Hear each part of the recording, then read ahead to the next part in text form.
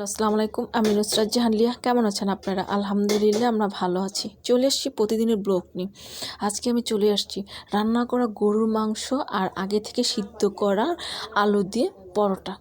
আসুন দেখাই, শেয়ার করছি আপনাদের সাথে। নিয়ে নিচ্ছি সিদ্ধ করে রাখা আলু, একদম ঝুরি করে রাখা গরুর মাংস, মুরগির মাংস না কিন্তু গরুর মাংস। নিয়ে নিচ্ছি পেঁয়াজ আর কাঁচামরিচ, সামান্য পরিমাণ হলুদের গুঁড়ি,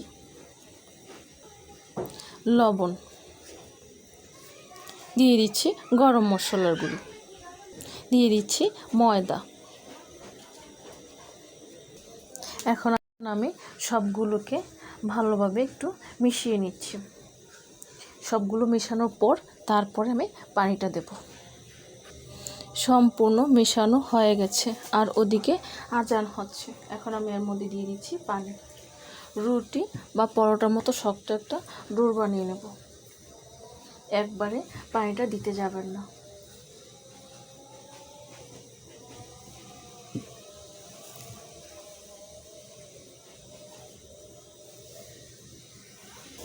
এই তো সম্পূর্ণ ময়দাটা আমি মেখে নিয়েছি। এইরকম করে এইরকম একটা মাঝারি আছে লেচি কেটে নিয়েছি।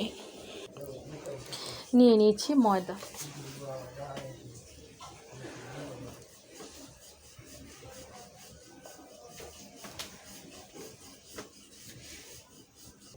এই তো এইরকম করে মাঝারি ধরনের পরোটা মতো বানিয়ে নিয়েছি। আসুন কিভাবে ভাজতে হয় ভাজাটাও আমি দেখিয়ে দিচ্ছি। চুলোতে প্যান বসিয়ে দিয়েছি, প্যানেতে দিয়ে দিচ্ছি তেল। এখন গরম তেলের মধ্যে দিয়ে দিচ্ছি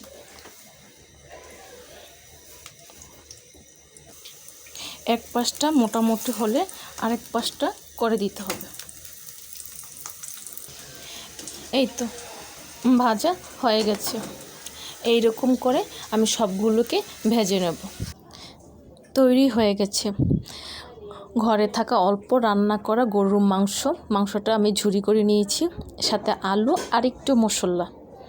খুবই মজার এই পরোটাটা, আমাদের বাসায় প্রায় এটা খাওয়া হয়, তাই আজকে আমি শেয়ার করছি আপনাদের সাথে।